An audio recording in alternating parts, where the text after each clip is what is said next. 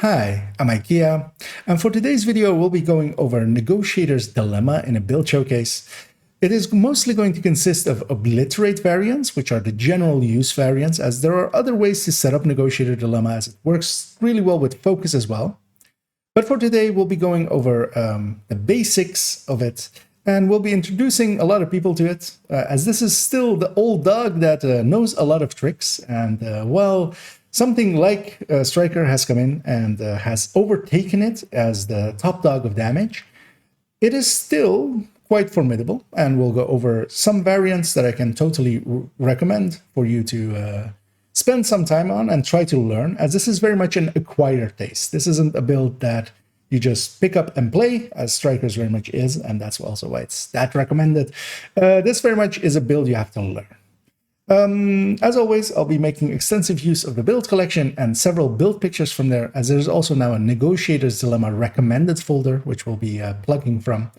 As with build showcases, we'll go over first the build, and in this case, actually, we'll go over 4 variants, although 2 are very much the same, so 3 builds, layouts really, and we'll go over their build pictures as well in the first chapter. In the second chapter, we'll take it out into some gameplay, and I'll show the differences in gameplay and how they kind of feel in the field. And as always, everything will be timestamped, so you can jump around as you please. So yeah, let's hop right in. And of course, to start off with, we're going to discuss Negotiator's Dilemma, the gear set, as everything's based on it. This is the general layout, as we'll be using it today as well, with the obliterate chest. But to start off with Negotiator Dilemma, a 2-piece, we get crit chance, 15% of it.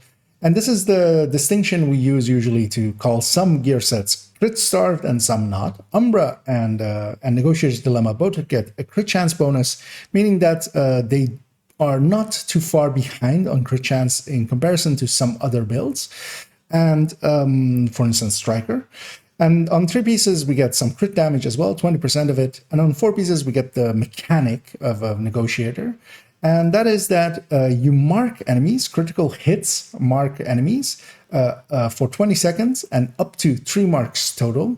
If we had the chest, we could take that to 5 marks, but we usually don't. I prefer very much to have it at 3 marks, because it is very inconsistent to try to get 5 marks going, and that's why we will be not using the chest at all, and usually the chest is best avoided, especially in comparison as well to having, for instance, obliterate or even a stronger talent like focus there.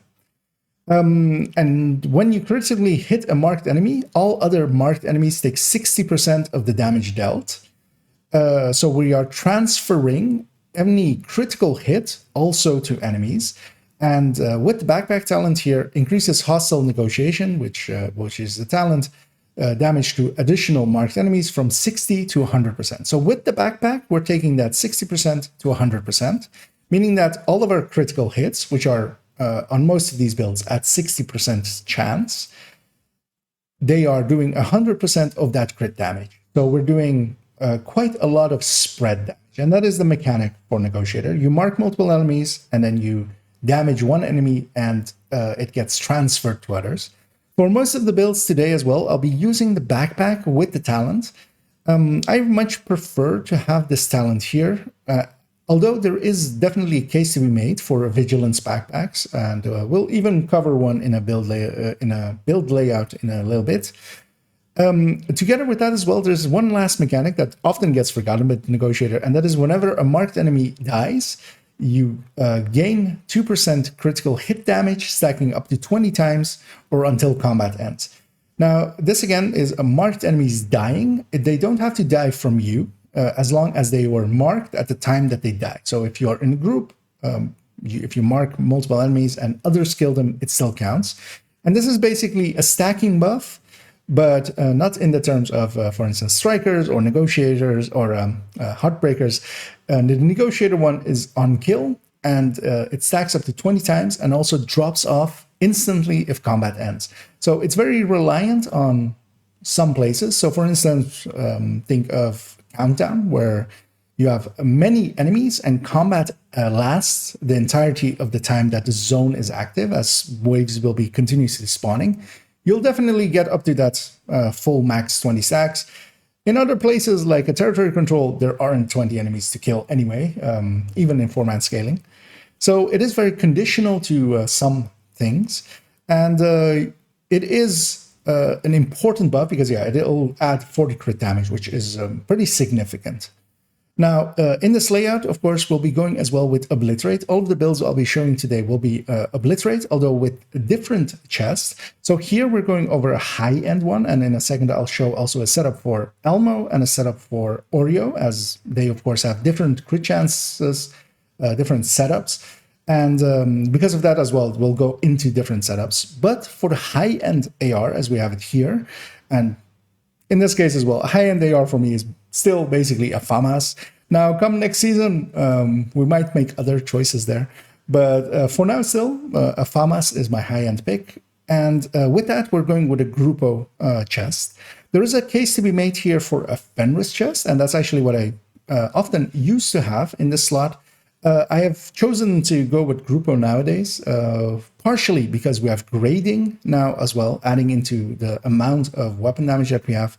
And while Grupo is technically behind for the AR on this build, as it is a percentage point behind, as we'll go over the numbers in a little bit on a spreadsheet, it isn't for the secondary weapon. And seeing as I'm quite often using both weapons, I do want both weapons to be bonus, so we're going with Grupo. Coyote, of course, rounds it out, as this is very much a crit-based build. Will be mostly in that 15 to 25 meter range. That's also kind of how the build has been set up, as we'll go into the build picture in a second.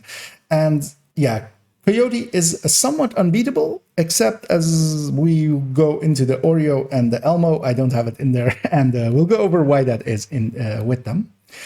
Skill-wise, you definitely want to have a Reviver Hive. This is very much, as I have it set up here, a red build. Now, you can make other choices, make it a little bit more blue, with a few blue cores and a shield, and try to go for survivability, maybe. And of course, I have a Negotiator tech tank, which is completely different.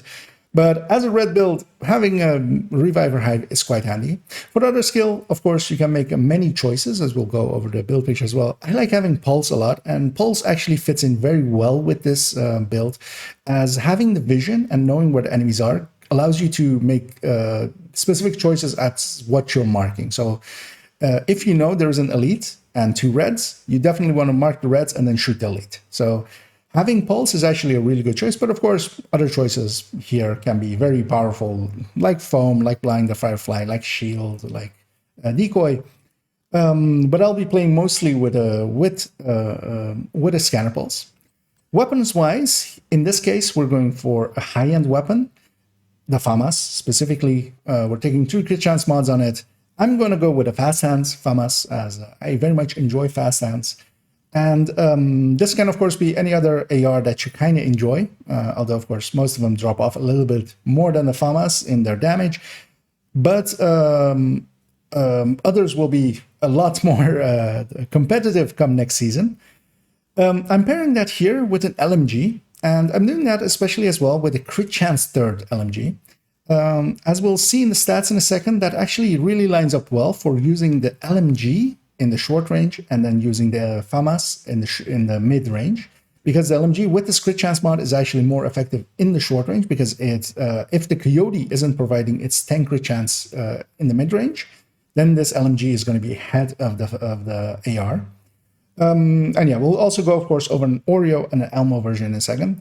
Pistol wise, having a TDI card custom with either Sledge or Finisher is my preference. If we go into specializations, there's a lot of choices we can make here. All of them make sense in some way. I'll be picking especially Gunner and Sharpshooter and Demo for today. Technician, of course, will feed into having especially skills and a stronger shield. Firewall as well can, of course, with the Oreo, be a great choice. Demo can provide a really good group buff with that 5D talk and lets you ignore one explosion. Sharpshooter has stability and a great flashbang. And of course, the weapon itself can be even used for transferring humongous amounts. So yeah, all of them have something for this build. And of course, Gunner is a very easy pick, especially solo, for that stability and that armor on kill and that rate of fire on kill as well. But even Survivalist as well has the flame grenade and the ability with the crossbow to crack both heavies and warhands. So this is very much a build that any of the 6 specialization is completely valid. Yeah, let's hop into the build pictures now. And for those build pictures, of course, we're using the build collection. In there is now Negotiator Dilemma's recommended folder, as is up there. In there is 6 builds currently. The builds we'll be discussing today as well are plucked from there. There are another 2 builds which are focus variants. We'll be likely discussing those somewhere in the future, as that is, to me, quite a different build, as when you run negotiators with focus on itself is not a general use talent, but is very strong, for instance, for legendaries and such, as that is actually what we used to run a lot for legendaries. If we jump into the number 1 file in there, as it is sorted basically by my recommended order, on that build we see that it's all crit damages, all the mods are crit damages, every piece of the negotiator is with crit damage. Our only 2 crit chances are coming from pieces where we have to have them in the Coyote and in the Grupo, together with 5 crit or 3 5% crit chance mods on the weapon. Of course, we're landing on a 52 crit chance, and that's perfectly fine for, of course, a Coyote. And this is also a setup that will work really well, because the Coyote then, of course, takes us to 62 if we're in mid-range, but we're racing 2, but that's perfectly fine for a Coyote. 188 crit damage, so this build is pretty high on its crit damage. And of course, that is due to Negotiator and having its own bonuses. And of course, this will go even higher once we start getting kills and stacking up Negotiator's stacking mechanic. Now, damage-wise, this build does decently well, although it's kind of behind my head. It isn't great on single targets, and that's, of course, the thing with this build. It's very much a multi-target spread damage build, and it will not compete with strikers or such on single damage, but actually, as we'll go into some calculations later on, it definitely does once you start stacking the tree. Now, with this build, this is set up for a high-end weapon with basically 15 crit chance on the weapon. Now, of course, that isn't, for instance, an Elmo or an Oreo, so we have different setups for those, as we'll jump to those. Again, an LMG, and here as well with a crit chance third, meaning that it does actually reach a very high crit chance, because it will have a 9.5% extra crit chance. So it will actually hit 60. And that makes it pretty good for, especially if you're under 15 meters, because then you're still with the Coyote hitting that 60 crit chance, and then getting the plus 25 crit damage of the Coyote, and your crit chance isn't way below 60. So actually having an LMG secondary has always been my preferred way of going for negotiators, although a rifle works perfectly fine as well. And yeah, again, all specializations are pretty much valid. Talent-wise as well, here I have a selection of talents I would recommend. Here in this case as well, Optimist instead of Strained, as we're actually pretty high on the crit damage, and especially if we get the stacking going. For the damage talent, actually on Negotiator, even with the Famas, as usually, for instance, for strikers, we would go Strained. Here, Optimist is perfectly valid. But also stuff like Preservation and Future Perfect work out pretty well. Having a Scorpio as well as a secondary is, of course, always a really easy way, because that's one of the benefits of having a high-end AR in this build, is that your secondary can be an exotic, for instance, a Scorpio or a Sweet Dreams to maybe remove some purples. If we now jump to the second one, as I want to show it here, is still with a high-end. Now we've swapped the build to go from the Negotiator backpack to be a Vigilance backpack. We've placed in a mask from Negotiator. Of course, we can't have the Coyote in here anymore because we need that slot. With Vigilance, as we'll see in a second as well with calculations, you do a lot better single target damage. You're basically close to even on 2 target damage, and you start losing out on 3 target damage. And that's, of course, because we lose that backpack talent from Negotiators. But this is a perfectly viable setup, and the difference between the 3 is, how I usually explain it, is the Negotiator with the backpack is very much the spread variant, then this variant is kind of in between this setup and, for instance, the Striker, which is a fully single target setup. So this is the in-between, and sometimes that's quite worth it. Especially in groups, I would prefer more to have the a Cheska backpack, for instance, here with vigilance, especially having vigilance there, and foregoing the backpack talent from Negotiator. So it is perfectly viable, but we won't actually be running it for the content today because when I grab Negotiator, I kind of want to do the spread damage thing, because if I want to do more of the single damage thing, strikers exist, and I'll just grab that. If we now move on to the Oreo variant, and the Oreo variant, or the Elmo variant actually first, it is a little bit different because, of course, Elmo comes with a 20% crit chance mod, and that would not fit in really well with the setup that we had with the high end, because we kind of need to bleed off a little bit of that crit chance to make it a little bit more viable. And we do that in this case with a Fox's Prayer. So we're foregoing the Coyote, we're going Fox's Prayer. This is now set up as well for solo play still. So all three of them are kind of set up more for solo play. Negotiator actually, to me, works best as well solo, where you can kind of control the engagement yourself and stuff that you're shooting at isn't being killed by others. So it's a much more controlled situation that way. For that as well, we're setting it up to be 60 crit chance without that Coyote. So we're going with a Cheska, but actually if you go with a Grupo, so if you were in a group and you're expecting some Coyotes, you can swap this to a Grupo. You would land on a 51 crit chance, and that is perfectly fine, of course, for mid-range Coyotes to fill up you to 60. But this setup kind of works well. And of course, if I'm going Fox's Prayer, then I will definitely take a Rifle secondary, so they get bonused by that. But I would still main the AR, because you do need to mark enemies. Now, with, for instance, a classic M1A or most of the rifles, you usually need, on average, you will need 2 shots to mark an enemy.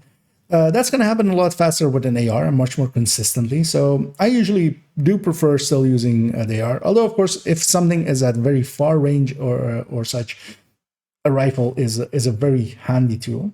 If we now move to the Oreo, I've made the inverse decision, and we've gone with the Contractors instead, because we still, again, need to bleed off some crit chance, and we're doing that here as well by making that place, for instance, where with the Coyote, this would be crit chance. This is now damage to armor.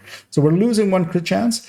With the Oreo as well, of course, we if we were to go Cheska, we would go 72 crit chance. So yeah, we're going Grupo and reaching 62 crit chance, which gets capped back down to 60, of course. There's no way of going over that cap.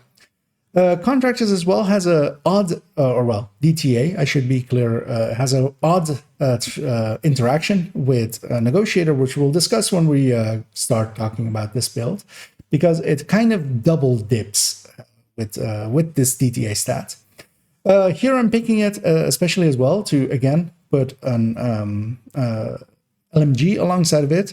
Now, this is the inverse, because the Oreo, of course, has a lot more crit chance than this LMG. This LMG actually lands around 55-ish, 55.5 specifically crit chance, meaning that actually if you're shooting something at mid-range and you have to shoot them at mid-range, this LMG is now much better set up to actually do that, because then if you're getting a mid-range Coyote from somebody else, then it's set up for that perfectly fine in group settings.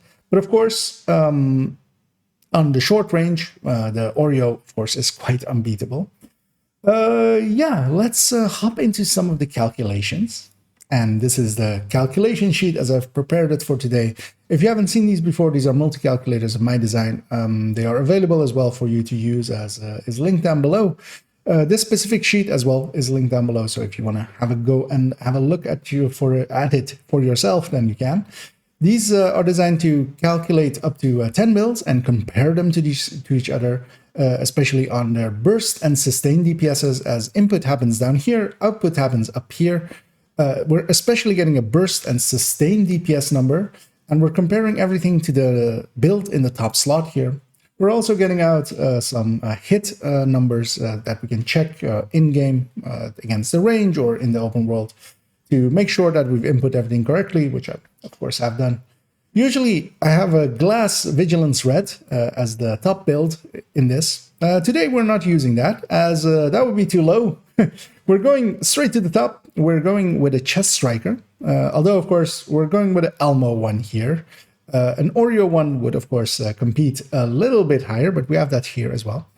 But yeah, in the top slot is a chest striker. So a striker with chest and backpack, with a coyote and a Cheska piece in this case, and an Elmo. And I'm specifically picking the Elmo just to not have to deal with a weapon talent, just for easiness. That is the 100% up here. We're also doing it with a 20% headshot rate just to keep it a little bit realistic, because especially, of course, the Negotiator can have a pretty high crit damage, especially as well as we'll input some Negotiator stacks in it later, as I have prepared that here. If we look at actually the Striker and the Obliterate Striker up here, they are, of course, pretty high up there. They are considered the top builds, and rightly so, especially, of course, the Obliterate version of Strikers with the Obliterate chest, especially for the Elmo with the Cheska, is really good. And with this 20% headshot rate is hitting a 12.3 million DPS. That's very, very good.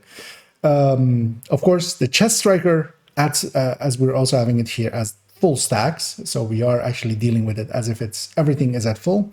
As also in a second with the Negotiator, we'll be having them at 3 targets. But yeah, this chest striker is very high up there and usually unbeatable, except Negotiator at 3 targets beats it. Now, of course, getting 200 stacks on strikers is much more consistent. You can definitely do that. There are places, for instance, the Incursion as a famous one. You can stack up on the bosses and then you're at 200 stacks and you can actually do this damage. Negotiators having 3 targets up, as this is the numbers for them with 3 numbers, with 3 targets, although we'll go into, the 1 target and 2 target variants as well in a second. Yeah, it is quite high. And this is the thing that a Negotiator still has. It is really the only gear set that truly does compete with strikers. Although, of course, situationally, sometimes there aren't 3 targets to shoot, and that's really the downside of Negotiator. But if we take the 3 target numbers, as I've prepared them here by altering a little bit the average shot part of it here, the Famas one can very much compete, the Elmo being equivalent, and of course as well, this is an Obliterate Negotiator. So, for instance, an Focus Negotiator can actually be a lot higher than a Chest Striker. So yeah, this as an Obliterate variant is doing quite well for itself. Keep in mind as well that while the other with Elmo and Oreo, the builds with Elmo, as for instance the Strikers up there and the Oreo's Strikers down here, they're fixed talent. So while the Famas here actually looks maybe not as the best choice, this gets to have a talent on top of it, of course. If you would have Strength here, that's an extra 9% to its burst number, basically. Optimist, kind of the same. That is quite the increase, of course, and that's kind of where Famas still can beat Elmos. And of course, you can go with things like Preservation with that just 2% damage loss, or Future Perfect, other powerful talents. And especially, of course, the Oreo version is quite in a league of its own, as the Oreo very much is. And it isn't that hard actually to make it work as well with Negotiator, as we'll go into when we start playing it, because there is, of course, the mechanic of Negotiator, and that doesn't care about the target's distance, except for the target that you're shooting, of course. So if a target is very far away, you can mark them and then shoot a nearby target if that is available. Although that's, of course, very situational because you need those targets to be there. But yeah, on 3 targets is Negotiator can very much compete. Especially this is, of course, with the backpack. Now, of course, down here we also have the Strikers with Chest and with Obliterate, but then with Oreo instead of the Elmo set up for that as well, of course. And yeah, those are very much unbeatable, although, of course, in the Negotiator variant as well. One thing I want to do here as well is actually have, as we have the option here for adding in, actually, well, not 40, but 20 Negotiator stacks. So if a Negotiator is at full pelt, so we've made 20 kills, as is here with the Negotiator stacks, we gain a further 40 crit damage to the build, and yeah, now it's really high up there. And this does sometimes happen, especially let's think, for instance, Tidal Legendary Final Room. You could make this happen, and the kills could happen as well. The kills don't have to be yours. They just have to be marked by you when they die. And yeah, that can be very competitive once you have that going. Now, here as well, of course, one thing to point out is that only the Famas variant gets to have a coyote pretty easily, as especially the Elmo and the Oreo variant really don't line up well without going with fox or contractors. So yeah, if we move down, and in the second calculator, we'll be going over two variants, the Famas with the Negotiator backpack as is up here, and the Famas without the Negotiator backpack as is here. Here we're also going with 1 target, 2 target, 3 targets, because that's of course the real story for Negotiator. And yeah, the transference of course is quite high if you have the backpack, and then a little bit less if you don't, but instead you get vigilance, which improves your first or single target damage. If we just first look at the Famas with the backpack, the increase in damage is pretty linear. Basically, it's an extra 80.33% for each target that you're marking, making it very important to mark targets, because if you're single targeting with that obliterate variant and with the obliterate at full, but again, still with a headshot rate of 20%, we're only reaching basically 5.9 million, 6 million-ish burst CPS. That's not horrendous. You can kill with that, but that's pretty low, especially in comparison if we scroll back up a little bit to that striker Elmo, which is 12 million with the same 20% headshot rate. At 2 targets, though, we're jumping up to 10.6 million, and at 3 targets, we're jumping up to that 15.5, basically. Being between 2 and 3 targets is equivalent, basically, with this obliterate variant to a striker variant, an obliterate striker variant. But that does mean that you basically always have to have at least 2 targets up. Can you do that? It's situational. It's very situational. It's easier solo than in groups, I would definitely say. It's easier in some content over others, for instance, Legendary, where Negotiator is very famously used a lot, as it can very much compete in there. If we then as well go to the second set of numbers here, so here we have a Vigilance backpack instead of the Negotiator backpack as a number set, gaining us a little bit more total weapon damage, but of course losing ourselves a little bit in the transference. Numbers-wise, we're comparing here between the 3, but every step up is a lot less, but we're starting up a little higher. In this black section, I'm comparing actually the second set and the first set. So the second set is 116% of the first set. So this 6.9 million is 116% of this 5.9 million. So on the single target, we're doing much better. On the 2 and 3 targets, we're doing much worse. So going with the Vigilance backpack is perfectly fine, especially in groups, I find, where you can't mark as easily and as much. So you might as well go with a little bit less. But at that point as well, to me, if you're going for effectiveness, if you're going for the meta choice, basically, strikers will win. The thing that Negotiator very much does to me is give as well a different play style. It plays completely different than any other the other gear sets. You have to kind of be thinking constantly about who you're shooting and who you're marking. And I quite enjoy that. It is an acquired taste, but it's a taste that, especially if you get going with it and have often 2 and 3 targets up, can actually compete favorably with any other of the builds that exist in the game. And as well, you have some shenanigans that you can do as well, as I said before, with marking far targets and shooting nearby targets, being much more easily available to be in your optimal, because the transference doesn't care about the range. It just transfers the amount as to any other target that is marked. And yeah, that's quite strong. And that is the thing with Negotiator. It never really got... buffed or nerfed. It was always there. It was always very much powerful for the people that knew how to use it, and it never changed. Even though, of course, now Strikers is much easier to use. I will not deny that, but I very much enjoy using a Negotiator. One last part here, as we have the choice between Fenris and Grupo, especially if we're going with the Famas, in this case, as a setup. I'm going with Grupo, and it's behind. It is, especially as we go into here with, this is the Negotiator stacks. We are keeping grade at 20, so we're already at grade 20, so that is hurting Fenris, of course. But the Negotiator stacks basically hurt Grupo. So especially with Negotiator stacks at, let's say, 10 kills in, Grupo is either basically the same or behind, in this case behind. But I do still pick it because it's not far behind. It's 1/5% here. And the Grupo will apply to the second weapon as well. As you may have seen in most of my choices, I also talked about the second weapon and how I will use it. And that is very important, I feel. And while Fenris was always the choice, kind of with Negotiator, this was also the reason for it.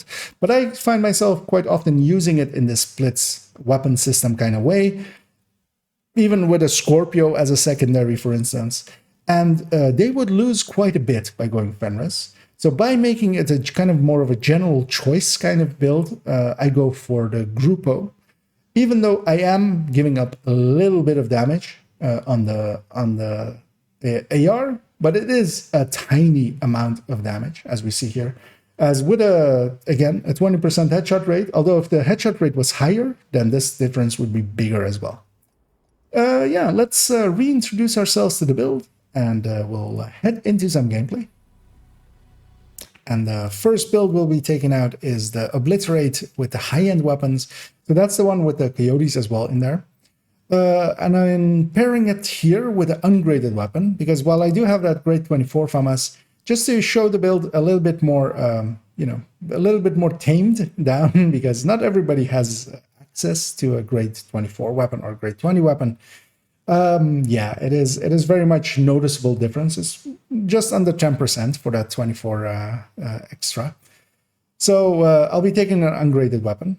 Here as well, just to show with the LMG, with the 3 crit chance mods there, the LMG, while the AR is at 52 crit chance, leaving a gap for the Coyote to fill in with its 15 to 25 meter range buff, making it much better for the mid-range. The LMG actually is at 60 crit chance with a crit chance third stat, so it is rolled to crit chance as its third stat, and that makes it a lot better when you don't have the mid-range buff. So for instance, if you're close range, if something has rushed you down, I will swap to this LMG and use that to kill with for that bit. You can also, of course, do this with an SMG, but I find actually LMG is a little bit more effective because they will have that detox second. With SMGs, with this setup, you would need to swap 2 of their crit chance mods to crit damage. And at that point, they lose quite a bit of their damage. Although, of course, you're using them in their close range where they're a little bit more effective. So it is your choice, basically. I like LMGs there, especially with 100 rounds. I'm definitely sure to kill whatever's rushing me down. Here as well, I'm going with Gunner because that is the preferred specialization for me for solo, especially as well because I'm using an LMG here as well. An LMG with a pouch, which will benefit from that plus 50 mag. And as well, I'm taking the Gunner Banshee Pulse because that's a pretty powerful skill. And yeah, here we're heading into a bounty.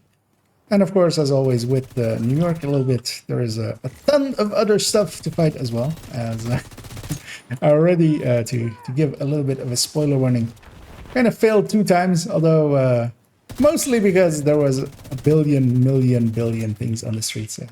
New York sometimes has the habit of doing. Here though, I've chosen now a little bit smarter place, which is a little bit more secluded, as we'll, once we're off the streets here, we'll not have to deal with enemies on the streets, hopefully. The game might still surprise us. But yeah, we're heading into the Hugh Carey Tunnel side mission area, where we'll deal with the street cleaners. And yeah, Negotiator, as I said in the spreadsheets as well, you can go with either with or without the backpack. So here we are going with the backpack, as that's mostly what I'm going to show today. I find it a little bit more useful that way. Because if you're going without the backpack, I would just go striker at that point. Here, they're nicely lined up. I'm just going to mark all the enemies. And for most of it, we had like more than a markup. That is kind of nice. They are actually spawning here. Okay. And we have a heavy. So yeah, I'm going to mark enemies, shoot the heavy. And that's kind of nice. Like heavies, warhounds, turrets from Rikers, killed guys sometimes as well, are very nice to fight actually for negotiators. Although here, of course, once I've killed everybody else, although well, there's one left. Once I've killed everybody else, I'm left with one target. And while I've taken off his arm, You got the target. actually, the next wave spawned. Should have noticed that and used my pulse. Because yeah, the pulse is very nice for this especially. You kind of, well, there's one enemy, so not so much, but generally you can very easily see what veterancy enemies are. So what I usually want to do is, if there is, for instance, a heavy, I want to mark other things and then shoot the heavy. If there is a few purples, I want to mark the purples and shoot an elite if that's available. And the pulse allows me to instantly know what I'm fighting. That can be very strong. Although, of course, you're foregoing stuff like a shield, you're foregoing stuff like a decoy or such. Here as well, I'm actually forgotten to put in the big pouch, as we'll take it to the full 100 rounds. And that LMG is also quite often nice for that, because you have 100 rounds to kill whatever's close. You can kind of spray and pray. Here again, I have a kind of a great situation, as I have a bunch of reds and a heavy. So I'm gonna mark that, mark him, even if he's getting away. I'm gonna pop off the helmet on the backpack there, with the backpack there. Mark some other stuff, come back to him. And it's kind of the play that you kind of have to learn to do with Negotiator. And when you do it, it kind of feels great, especially when you have multiple targets up and are killing enemies that are even, you know, kind of out of sight or maybe are getting away, which cleaners, for instance, of course, are famous for, trying to run all the way in the back and deploy some drones. So in this case, as well, I killed that owner, so that turret went out there. It's little buddy. Yeah, let's jump into a control point with this build as well. And here we're heading into a control point, as we'll go and clear that out. I've altered the build just so as well show, you know, more variations in it as well. For instance, here I've gone Technician, and Technician, of course, can provide us with the linked laser pointer for Flatline. I've gone with the M4 with Flatline here. Not taking Spotter or anything, it's still with just Obliterate, but Flatline, of course, is a very powerful talent. It does cost us 5 crit chances, so I have put in a 6 crit chance mod here. We've also here, just for variety's sake, paired it with a vector, and for it, I've gone with all crit damage mods, because you kind of need to do that, otherwise you're way over the cap. Although, of course, here as well with an extra crit chance mod. So yeah, let's go and clear this out. And one thing as well, I've taken here an turret. I'll be doing the pulsing basically with my main weapon, so I don't need it for that. I'm gonna call them in as well right away, because I kind of want them here, as we're gonna go make a mess. I'm actually gonna fall back, as I notice now that there's a lot there. There is a lot there. That rusher is coming up my left side, but he's gonna die from what I did to his buddies, and I'm gonna try to keep the amount of spread up by marking multiple enemies and trying to get multi-target going. And as I was very confused there if I was getting hit from behind. No, I'm getting hit from the side as they're pushing out there. I see that drone coming, but I need to heal up first. We're gonna relocate. They've killed my turret, but it's back already. I'm actually gonna go put my turret up there. I might go down here, which I will. But that's what the hive is for. We'll use it here. And yeah, there is a lot here. Mostly because there was also a convoy. I'm just gonna fall back once more. Serious trauma detected. I should be safe here. And yeah, we've turned this into a slog. And this is kind of the what I personally dislike about red builds. Is I'd much rather be on a tech tank solo because I can have the survivability. I can just push into here, just murder things as they come, and not have to play reflexively as I'm doing here.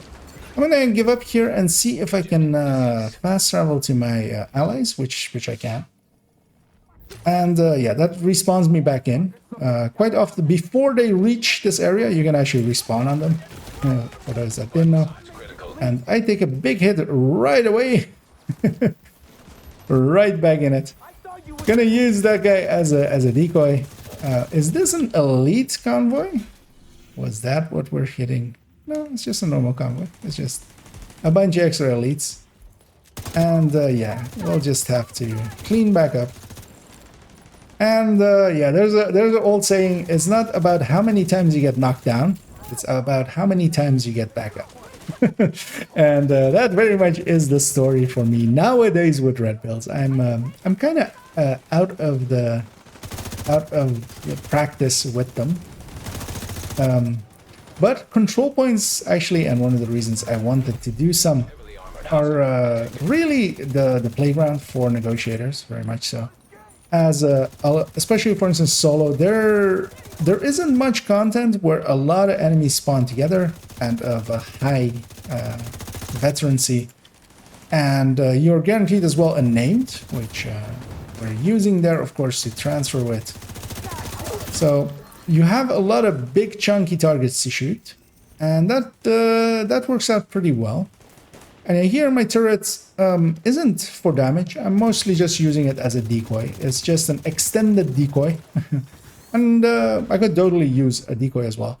The difference is though that a decoy actually well, works a little bit better at its ranges, but it has a lot less duration.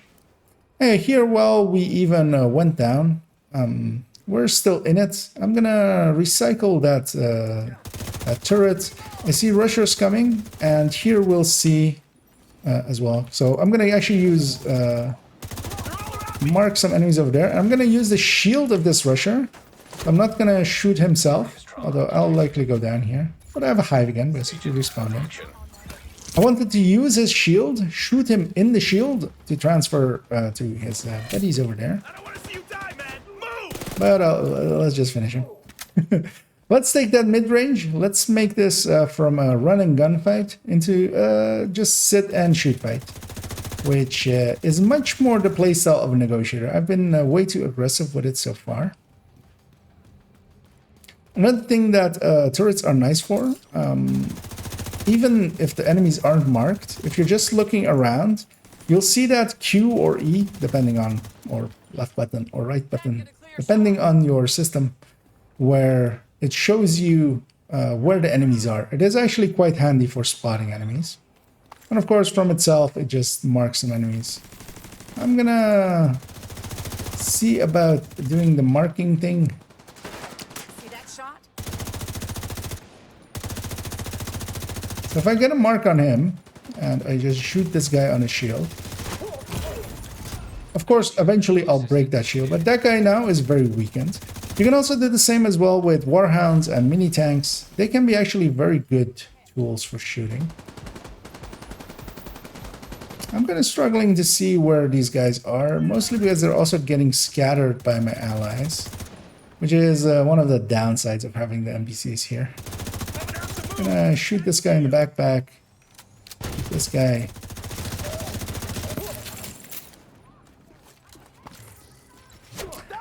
And it very much isn't as well everybody's playstyle, because it is somewhat mechanic heavy, and yeah, as we saw in the numbers, you really need to do the 3 targets, marking 3 targets to match up to a chest striker.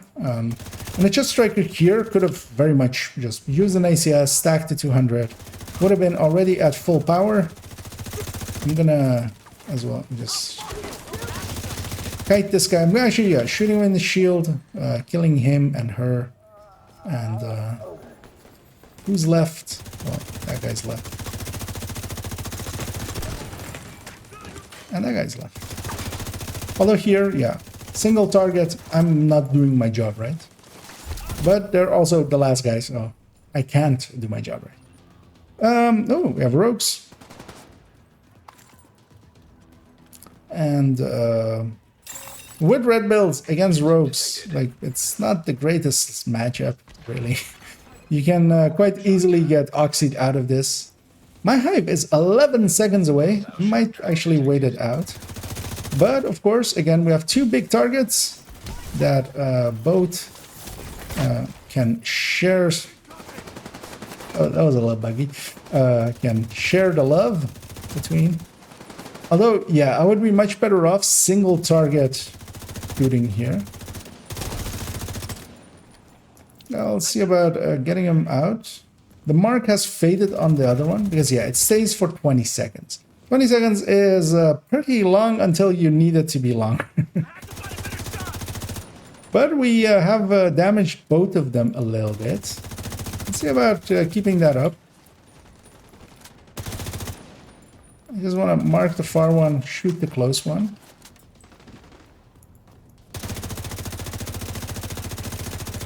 And of course, I have allies here as well, so I'm just going to pull them into my allies once they're kind of set up in there. That guy, they stacked together, and then one guy's healing the other. Serious trauma detected. And yeah, it's really never my preference to fight rogues with a full red build.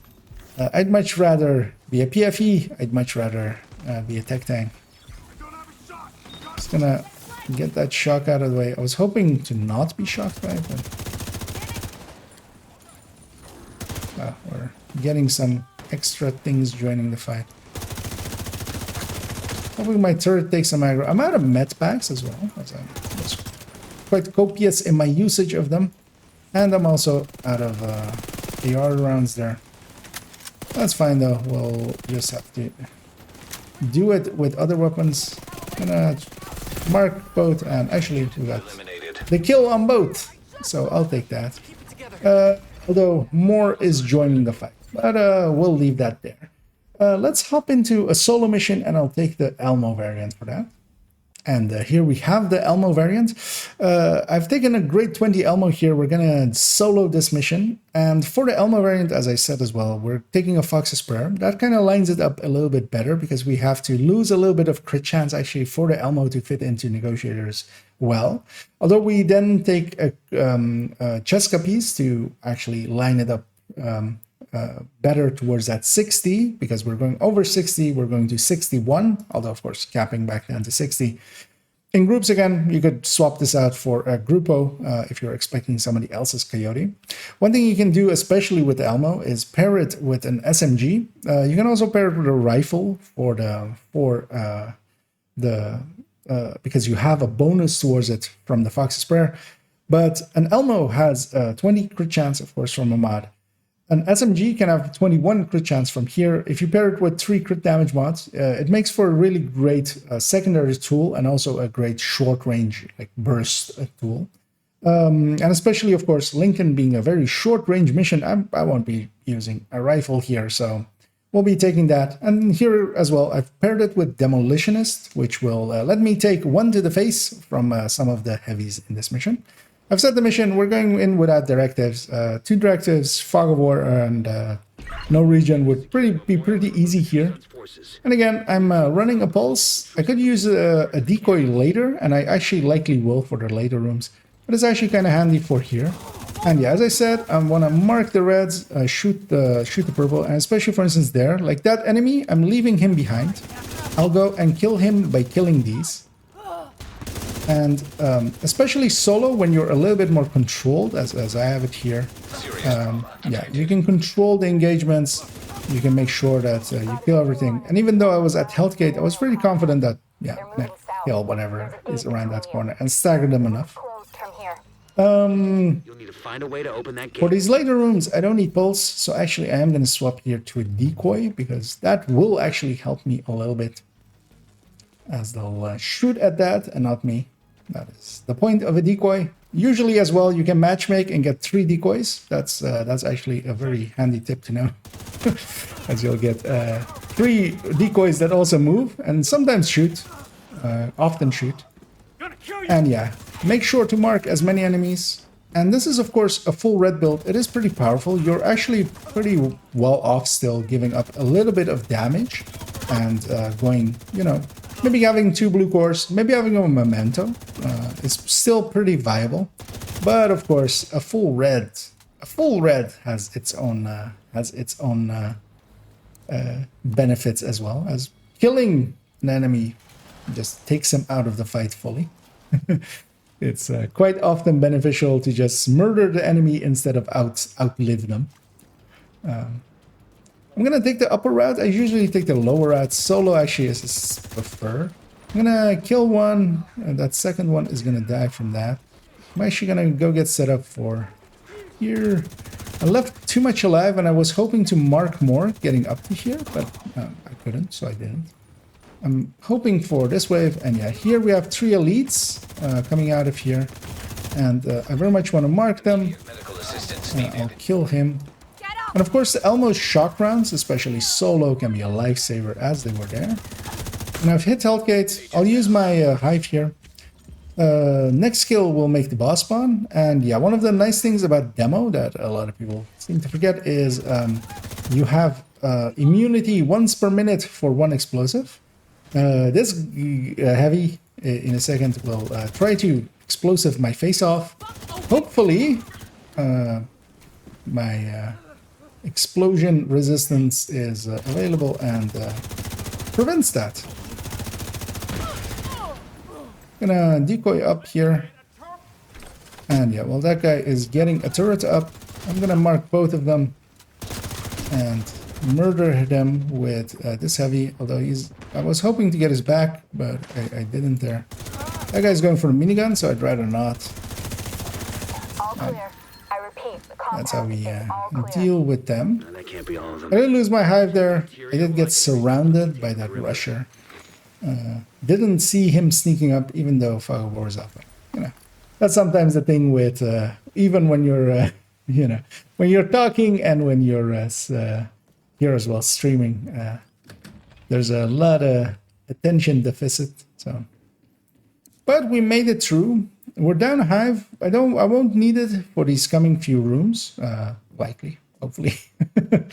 As a wipe is of course always just a few shots away. But I'm pretty confident of pushing up to here. Getting a decoy out in the middle of these guys in the first wave. Killing all of these. We'll have the far door spawn. I'm already actually going to pre-fire 2 purple spawn together. I'll use them to transfer. I'll mark the red, kill the purple.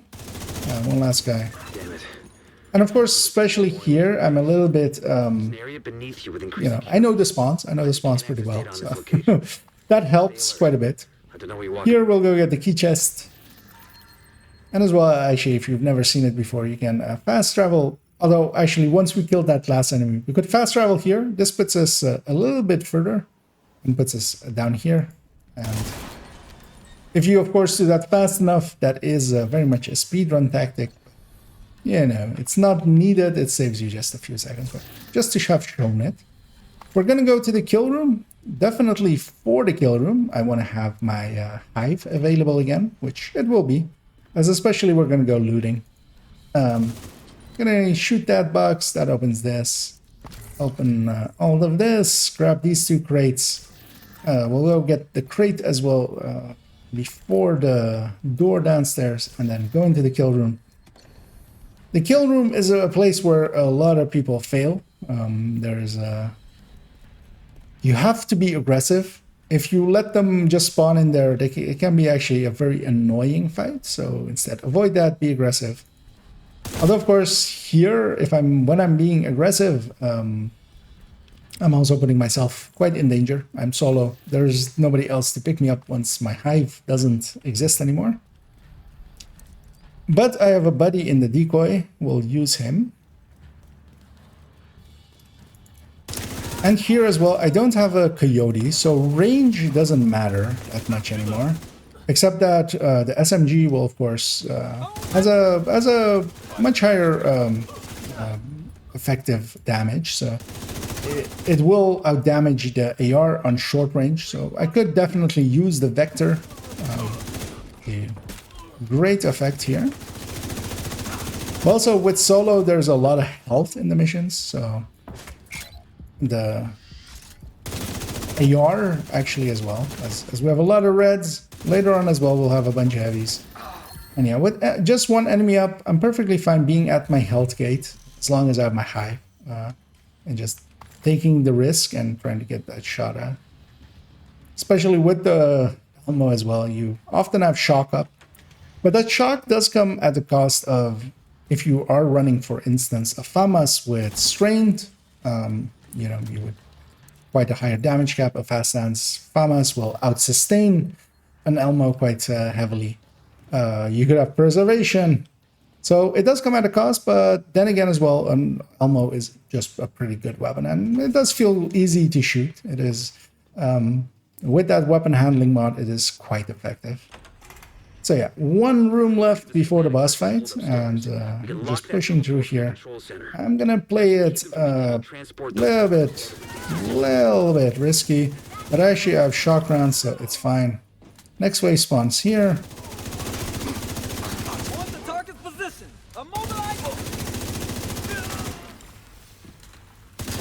And if you're looking at this door, they just all spawn here, which isn't that much as well for solo. That's kind of the thing. The Negotiator's biggest issue, especially for heroic running, is heroic doesn't spawn enough enemies to consistently have 3 enemies, because 2 of those waves were just 2 guys or gals. And yeah, I can't mark 3 targets when there's only 2 targets to mark. So that is kind of the downside. And then if you're in groups, people are stealing your kills, kind of. Even though, of course, that marked enemies thing, or the stacking buff, when you mark enemies, it doesn't matter if you kill them or not. What does matter if you're marking an enemy and somebody else instantly kills them, then yeah, that can be a downside. Here I'm marking the purple, going back to the boss. That purple is definitely gonna die before the boss, as long as I have it marked. Same here again. It's only 1 red spawning with this guy. That's kind of the thing again. Single target this, but still, I mean, the single target there, that guy didn't take forever to die or anything. I'm hoping this guy will let me shoot his backpack. He very much does. Good work. Go on ahead. And with a little bit of a help of the shock, we made easy work of that. We'll check through our loot, make sure we're not leaving anything important behind. Let's go get completion here. We'll go and actually use the Oreo variant in a second in group, so just to show that. We'll also max it out. We'll go all into it. And we'll also discuss a brief thing that DTA provides here. But here we did a pretty quick mission. And yeah, especially with when enemies are spawning a lot from doors and are predictable, like in enemies like here from the doors here. Yeah, Negotiator is very powerful. And when you definitely get some 2 targets up, it goes quite well. Let's have a look at our stats, and our time was 9:26 with looting, which takes quite a bit, so, and talking, so, which also takes quite a bit. But yeah, let's move on to the Oreo variant and round this out. And to round it out, we're of course taking the Oreo variant, the Ouroboros. The Oreo is of course going to deal the most damage out of all of them in a theoretical setting, but also really in a practical setting, because the Oreo, as long as you play it a little bit aggressively, it will work out very well. Here we are going with Grupo Chest instead of the Cheska because we need to bleed off, of course, a little bit more crit chance. We're also going with Contractors with crit damage and damage to armor. Again, to bleed off one more crit chance, kind of like we had with the Elmo. And of course, we don't have our own Coyote, but we're going to take this into a group setting, and we would prefer to lose a little bit more crit chance, but we can't really practically do that. We can lose this crit chance, for instance, for weapon handling or something, but we wouldn't want to take the chest, so we're avoiding that. So while we could go, for instance, Contractors and Fox, I don't prefer to have the chest there because, of course, that ups our amount of enemies we can mark up to 5, and while that can be useful, Obliterate is much more useful. Here, the Oreo is landing on 62 crit chance. Of course, in a solo setting, that would be perfectly fine. In a group setting, we might encounter Coyote. The LMG here is actually landing on a much more nicely 55.5, and that actually will make it that if we have a mid-range Coyote with us, this will perform decently well, but of course won't land in the same league as the Oreo. With the Oreo being close range, we've taken a Striker Shield, and for the Striker Shield, we've also, of course, taken Firewall because we need that for that. The increased damage from the Striker Shield is very strong, and you really do want to have that for the Oreo generally. So yeah, let's take this into some missions, and we'll talk about it more there. And yeah, here we're gonna head into Potomac Event Center. Invaded variant, as that's a good one.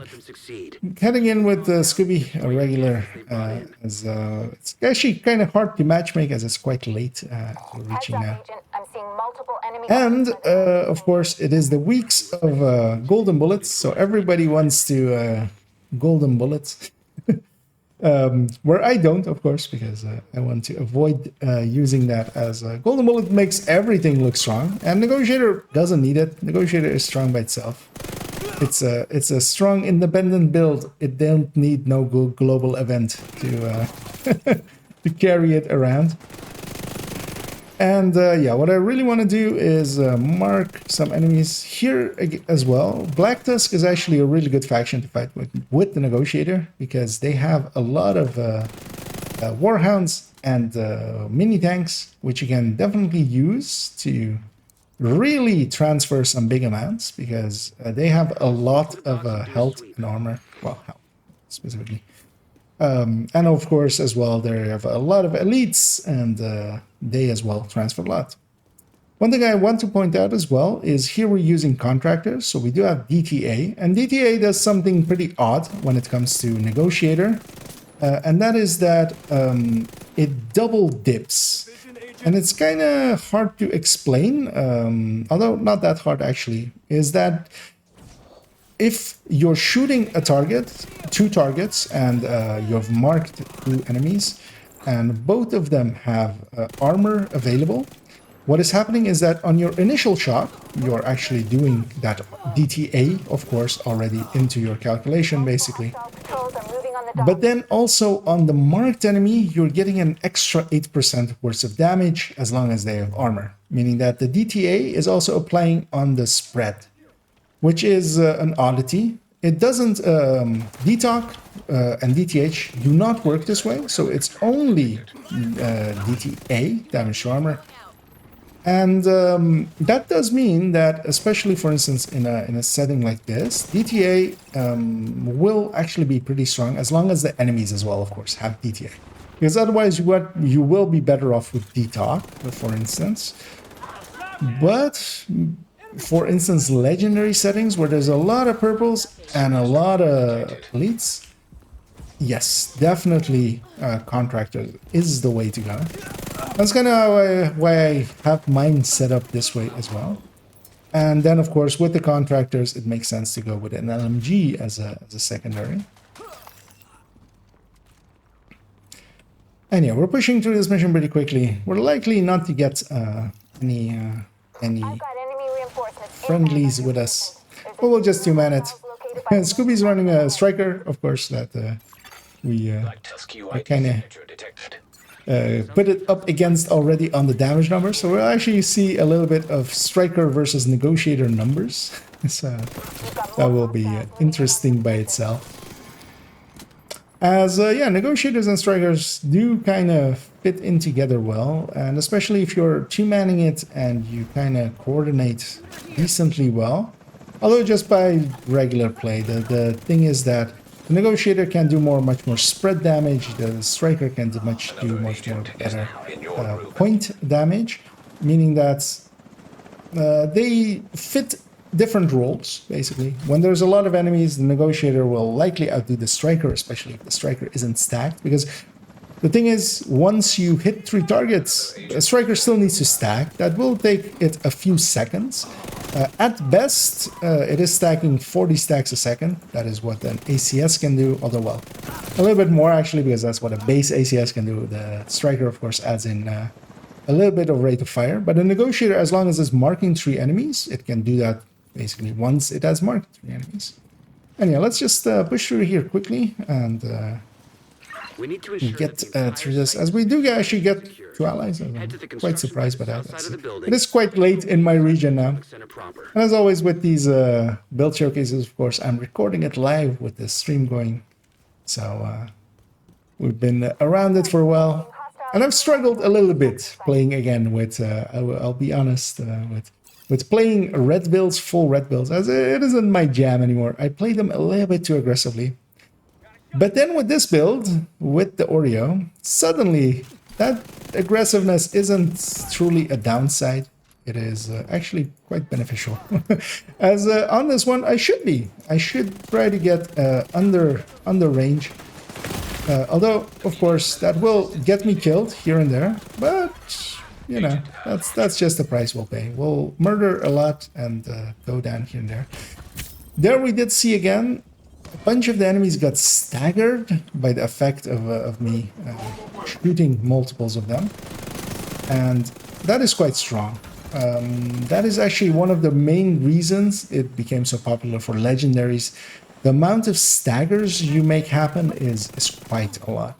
And we saw as well, even on numbers, because Negotiator really didn't get a buff or a nerf. Well, we'll leave that bit behind.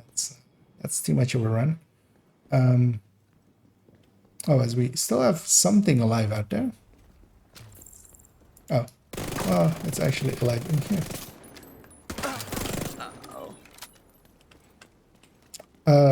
Negotiator never really has received a buff or a nerf or alterations in any form. It always kind of was this since Warlords of New York, although of course it did get a change there, as a lot of things did. And as we saw, versus the numbers, especially for a glass red, yeah, it is a lot higher. And a glass red as well was always around those numbers. So yeah, it's outcompeted that. it was the original old dog of top damage, basically. It was the top dog of damage. Now it's the old top dog of damage, as a striker, of course, very much heavily competes with it. We'll get that chest in the back there. We'll go and get this chest, weapon chest here as well. And our ally is rushing, so we'll rush with him. And yeah, in match made, you can't. People will push through as fast as they can, or try to, usually making it worse, as that's usually what happens. I need to get in range here, so I'm just gonna keep running in. Gonna mark for far away enemies, shoot this heavy to spread it. He'll go for the melee. I was trying to get out of the way, but of course the cover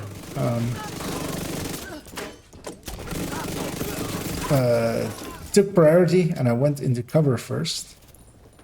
And yeah, here I'm kind of out of range, but then yeah, here I would much rather use this LMG than use the Oreo, because I'm a little bit far away, and I don't want to push in because there's a key chest up here. I do want that key chest. I do want my leads. Network server And detected. we'll head into the boss room right after. Possible, create an uplink. We need to know what's on that server.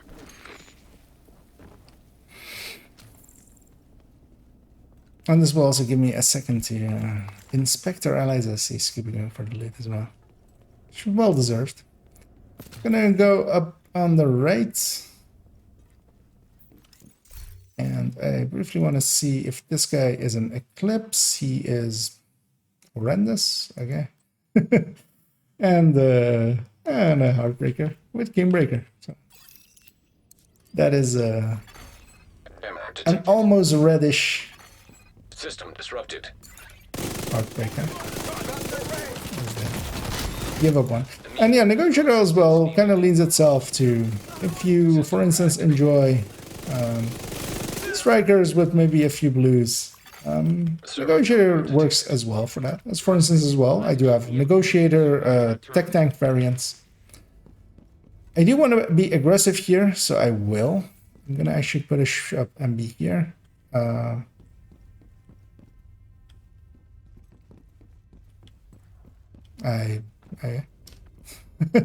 But very surprised that nobody. There's a 3K there. You would Accessing server. think he would go get it. Hang on. But I've got something here. by the choices that we're making in their build as well, they Whatever happens, make sure to weren't maintain going the to uplink. take it. As yeah, Ninja Biking, Hardwired, and Eclipse is not the way to go. Strangely, it's not a meta build. Well, I will not jab too much at him. I totally want to kill that guy, but he just doesn't want to push, jump down. Instead, our Eclipse tries to set me on fire.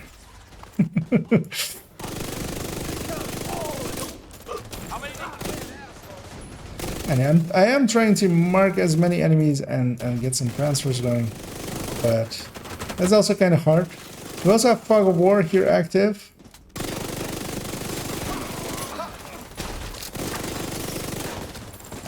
Kind of want to mark the boss especially. These have 2 targets active basically at that point.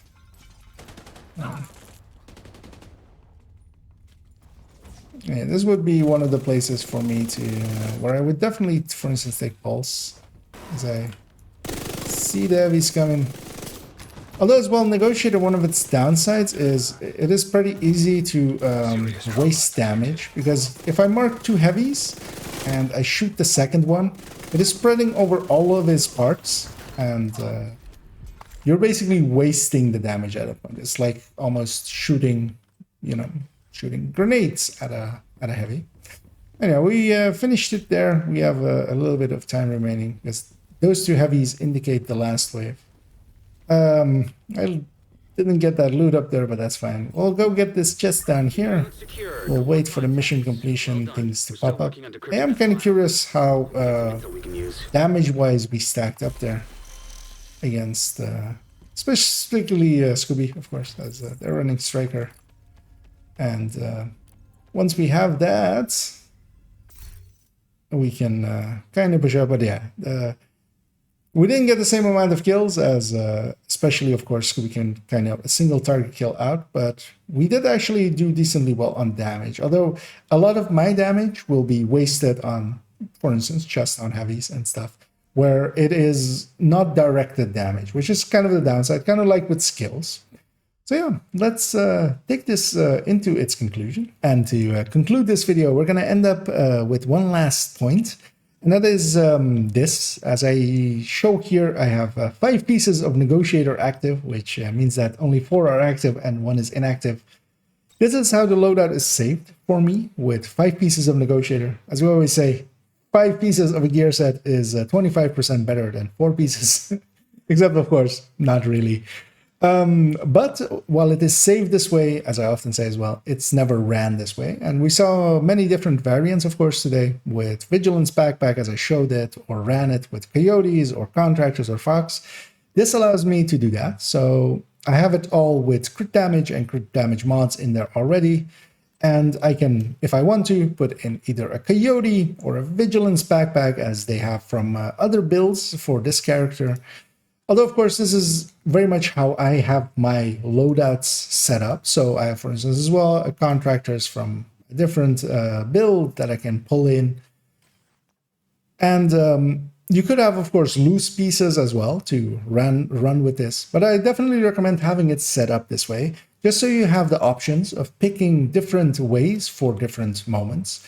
But especially, for instance, for me, the Coyote obliterate variant, or with the Elmo or with the Oreo, are very much general use builds. And I very much enjoy Negotiator. It is one that I often gravitate back to. It is a slight mechanic that you just kind of have to continuously deal with and continuously try to improve on.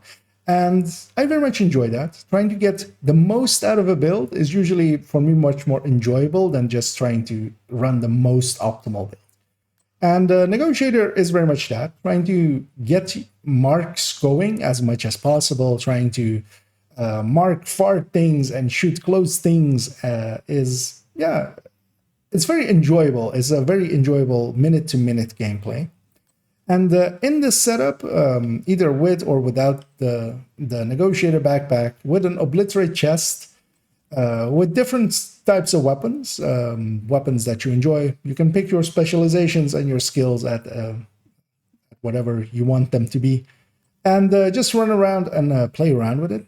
I can totally recommend it, and as we saw as well from its damage numbers, especially if you can get 2 or 3 targets going most of the times, it can compete even with top-end builds. But of course, that doesn't always happen, as we saw as well in some gameplay. I very much enjoy this, especially as well in the Tech Tank variant as I had it. But even I do have in my build collection a skill variant, which has 5 cores on the gear, and then with Technician, with a capacitor. Negotiator, in the same vein as Strikers, is very versatile and you can basically make anything you want out of it. So yeah, I definitely recommend trying out definitely this variant if you enjoy a little bit of challenge or variation in your game. And yeah, it comes highly recommended. And yeah, for in the future, my next build showcase is actually going to be on a Pestilence build. I haven't exactly decided which one yet, as we're trying out several different ways. And afterwards as well, we're going to do a foam eclipse, as that is very much required. And of course, we're heading into a new season, so we'll have to contend with some changes, and we'll go through those as well as they come in. And as well on the mid part of February, I kind of want to do a thing, as I'm reaching several milestones with several characters, and also a year of the channel existing. So I hope you enjoyed this one and join me for those. And as always, I'm quite often streaming over on YouTube and Twitch, so hope to catch you there. And if you do enjoy my content, please help out by doing all of the engagement and algorithm things. You know what they are, just if you want to do them. And also, as always, have a good night.